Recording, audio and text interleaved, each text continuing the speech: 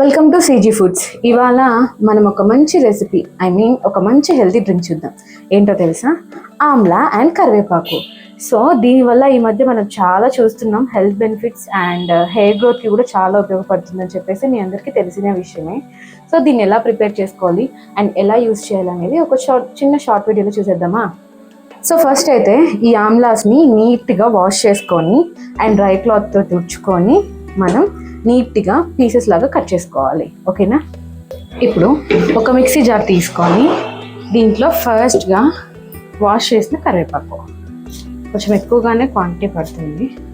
So కరివేపాకు వేసుకున్న తర్వాత ఈ ఆమ్లా అంతా యాడ్ చేసుకోవాలి. మనం ఏదైతే చిన్న చిన్నగా కట్ చేసామో ఆ ఆమ్లా అంతా కూడా యాడ్ చేసేసుకోవాలి.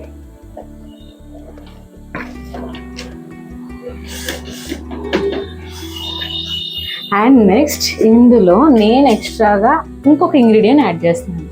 అదేంటంటే కొత్తిమీర. ఎస్, కొత్తిమీరతో కూడా చాలా యూజెస్ ఉన్నాయన్నమాట. సో కొత్తిమీర కూడా నేను యాడ్ చేసుకుంటాను.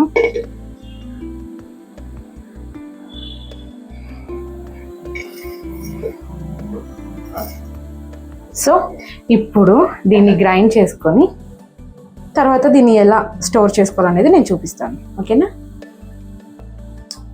అరే ఇలా అవ్వదులే, కానీ మనం వెళ్ళి మిక్సీలో ఆడించుకొని వద్దాం.